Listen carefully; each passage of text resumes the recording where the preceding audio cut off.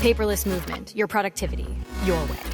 Thank you very much for joining this iCore coaching today. For everybody to understand where you're coming from when it comes to your challenges that you were facing, please introduce yourself to the members. And what is your profession? What's the daily work that you are facing there? Sure.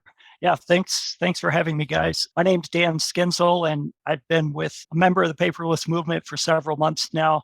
What I do on a daily basis is I'm what I like to call a financial systems consultant. I work with SAP products. I have a corporate finance background, so I've been doing the consulting work for about the last 5 years. And in the last year, I have taken on more of a project manager type role. So I've had to juggle a lot of things over that last year as I've been growing into that role.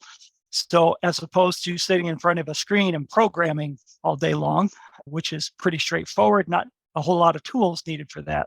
But in this new role, I realized that I need to make some changes. The stress was growing and I needed to kind of ease things a little bit as far as that goes. Just searching around and came across the paperless movement as actually doing it backwards, looking for tools first before I realized what my flows actually were, and saw a lot of your videos, Tom, on YouTube. And the more I looked, the more I liked. So I joined the paperless movement and finally realized that, yes, I really need to understand my workflows before I start choosing my tools. So that's kind of where I'm at right now. I've really learned from this so far. I do have a better understanding of I'll call it my evolving workflow. Mm-hmm. And I've been able to lower those stress levels and apply some tools that are really fostering that. So, and like I've said in posts within the membership, it is an evolving process. I originally started out as wanting to do this overnight and just, hey, here's my workflow, go get some tools, get at it. No, it didn't work like that. You guys have helped me along the way with that, and I appreciate that. And so it is evolving, but I think I have a good start right now. So great. Thank you very much for the introduction. You watched the whole 3 layers, right? So you went through the micro methodology as well? Yes, I've watched all the layers, some of the modules multiple times. And the things that I really took out of that was, one is knowing what to capture. There were times where I would just capture anything just in case I needed it. But it really gets down to, how did I find that to begin with? It's just a simple Google search. You don't need to keep those kinds of things. Yeah. So just a quick example there of lessening what I'm really capturing to put into my knowledge base, if you will. Yeah. And then, as I already mentioned too, was turning my thought process around and really looking at in more detail in my workflow. Yes, I had an overall understanding of what I did, but what the iCore framework has done is allowed me to turn that thinking around and really understand my workflow. That's great. So I think we talked so much about your framework, we start sharing it now. So we see what we are talking about. So here we share the frameworks, and here's Rias, as we mentioned, and Dan. And I really like when we go through this, we see the whole history. And also this was, I think, before the time when we launched the iCore framework, right? So you already started to try to build it up yourself. And then we see everything applied to the framework. And I think it's beautiful to see the comparison between all the tools there. And I'm more or less unstruck because you had already a structure here with the task management and all this.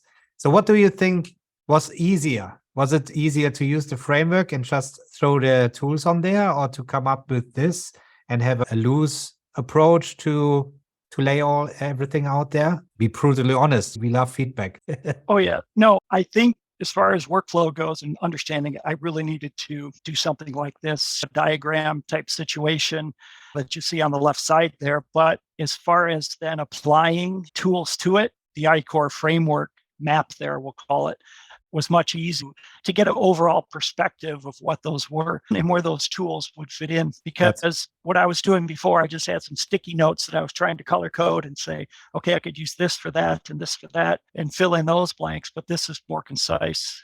Great. Sure. Yeah, that's the point with these overlapping parts, right? That we try to cover really every area. I got a question here. Sorry to interrupt you. Of course. Tom, at What moment did you feel right about your tool stack? Feeling that things more or less started running smoothly? Dan? Because here it was a version one was the 31st, I think of December the 31st, okay, at the end of the year. Yes. And then this is 4 months afterwards. The point is, at what moment can you remember at what moment do you really feel comfortable with your tool stack, knowing that more or less everything was running smoothly? I would say when I did post that first version, or maybe the second version, the one with the first tool stack there, some of the responses that you and Tom gave me were first questioning, what's this Notion thing doing in your single source of truth, and so on and so forth. Exactly. And it really got me thinking, maybe I don't really understand what the framework is here. So I really took another look at that, which then opened my eyes to how I can really use these tools. And I would say I started to really look at different versions of this probably in the February timeframe. It was a busy time for me, and I was just letting things go as they were. And I said, okay, I'm going to come back and address this. But yeah, probably the February, March timeframe. And then I said, I want to update everyone where I'm at, because I was talking about the evolution of it. And so that's when I put the version 4 together and posted that. So but in that time, maybe the February, March timeframe, that's when things started to really come together.